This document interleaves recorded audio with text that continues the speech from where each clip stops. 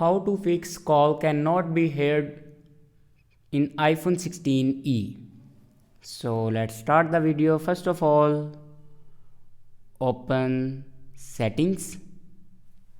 In settings, scroll down and then click on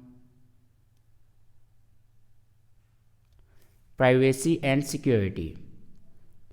After clicking on privacy and security, then scroll down and here you can see the app microphone. Now click on microphone and make sure here you can enable the app. After enable the microphone app, then go back to your home screen and clean your microphone grill with soft cloth or tissue. After cleaning your microphone grill with soft cloth or tissue, then restart your device.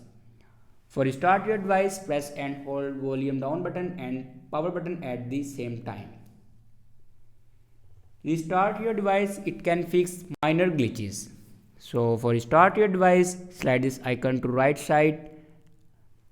After restart your device, your problem will be fixed. I hope this video is helpful for you. Thanks for watching.